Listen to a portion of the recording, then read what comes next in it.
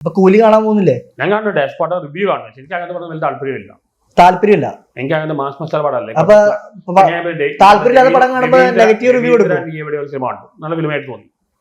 അങ്ങനെ പല നല്ല നല്ല സിനിമകളുണ്ട്. താല്പര്യമില്ലാത്ത സിനിമ എനിക്ക് ഇഷ്ടപ്പെട്ടില്ല. ഇഷ്ടപ്പെട്ടില്ലേ? പക്ഷെ ഭയങ്കര കോമഡിയാണ്. ഞാൻ പടം കണ്ടില്ല, പക്ഷെ നല്ല റെസ്പോൺസ് ആണല്ലോ. കേരളത്തിലാണെങ്കിൽ നല്ല റെസ്പോൺസ് ആണ്. ഹ്യൂമർ വളരെ മോശമാണ്. പക്ഷെ രവീന്ദ്രൻ പക്ഷെ അതൊരു തെലുങ്ക് പടമാണ്. തെലുങ്ക് പടമാണ് അത്. തെലുങ്ക് പടം മോഹൻലാൽ ജനതാ ഗാരേജ് ഡിഫറെന്റ് മൂവിയായിരുന്നു, കുറച്ച് നല്ല മൂവിയായിരുന്നു. തെലുങ്ക് മൂവീസ് ജനറലി മസാലയാണ്.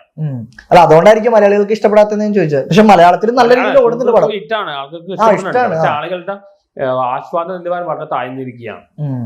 ഇപ്പൊ ഒരാഴ്ച മുമ്പേ കൂലിയുടെ ടിക്കറ്റ് പോയി ബുക്കായി. പണ്ട് രജനികാന്ത് പടം ഒന്നും കേരളത്തിൽ ഓടില്ലായിരുന്നു. കാരണം ബുദ്ധിപരമായ വ്യായാമമില്ല പറഞ്ഞ രജനികാന്ത് പടം പണ്ട് ഓടില്ലായിരുന്നു. അല്ല, ഇതിപ്പോ രജനികാന്ത് മാത്രമല്ല, ഒരുപാട് ആർട്ടിസ്റ്റുകൾ ഉണ്ടല്ലോ. എനിക്ക് മനസ്സിലാണ് അമീർ ഖാൻ പോലെ ഫിലിം മേക്കർ എന്തിനാണ് രജനികാന്ത് പൊക്കി പറയാനാണ്. കാരണം രജനികാന്ത് പക്ക നല്ല മനുഷ്യനാണ്, നല്ല നടനുമായിരുന്നു. പക്ഷെ ഇപ്പൊ is only A mass hero.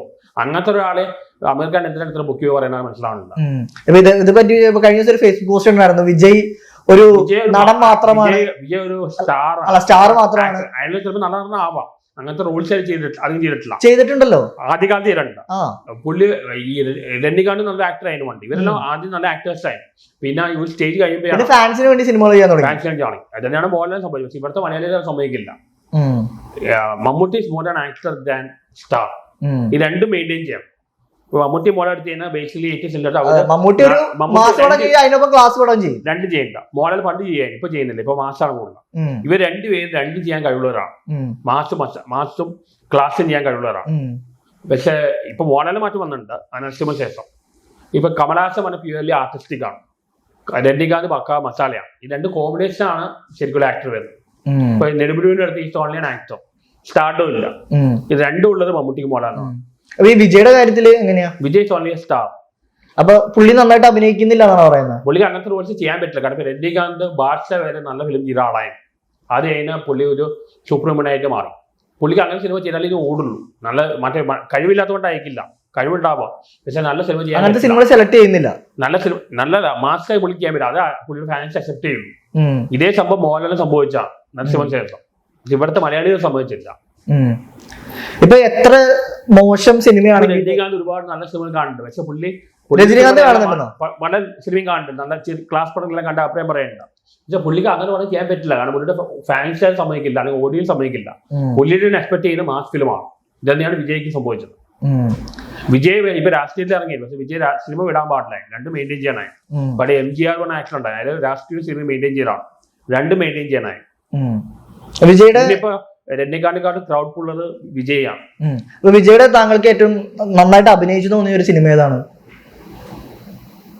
ഞാൻ കണ്ടിരിക്കുന്നത് മിക്ക പുള്ളിയുടെ മാസ് ഫിലിംസ് ആണ്. പഴയ സിനിമകൾ പറഞ്ഞാലും മതി. പഴയ അധികം ഞാൻ കണ്ടിട്ടില്ല. ആദ്യകാലത്ത് അധികം കണ്ടിട്ടില്ല. ഈ തുള്ളാത്ത മനവും മാസൊക്കെ ഞാൻ കൂടുതൽ കണ്ടിരിക്കണം. മാസ് സിനിമകൾ മാത്രമേ കണ്ടിട്ടുള്ളൂ. മാസ് പടങ്ങൾ വലിയ കണ്ടിട്ടുണ്ട്. തുള്ളാത്ത മനം കണ്ടിട്ടുണ്ടോ? ഇല്ല, കണ്ടിട്ടില്ല. ഞാൻ കുറച്ചെല്ലാം കണ്ടിട്ടുണ്ട്, പുള്ളിയെ കണ്ടിട്ടില്ല. ആദ്യകാലത്തിൽ കുറച്ചെല്ലാം മൂവീസ് ചെയ്തിട്ടുണ്ട്. പക്ഷെ അത് കഴിഞ്ഞ് പുള്ളിയുടെ ഓഡിയൻസ് മാറിപ്പോയി. ഇതേ പ്രോബ്ലം സൂര്യക്ക് പറ്റിയത്. സൂര്യ കുറെ നല്ല ഫിലിംസ് ചെയ്യുന്ന ആളായ, പിന്നെ സിംഗുകൾ വന്ന് പുള്ളിയുടെ ലെവൽ മാറി. ഇത് രണ്ടും മെയിൻറ്റെയിൻ ചെയ്ത് പോകണം. അപ്പൊ മമ്മൂട്ടി പല ക്ലാസ് പടം ചെയ്യുന്ന ഇടയ്ക്കാണ് ടർബോ ചെയ്യുന്നത്, മാസിനെ രണ്ടും മെയിൻറ്റെയിൻ ചെയ്ത് പോകണം. അതിപ്പോ മോഹൻലാൽ പോലും പറ്റുന്നില്ല.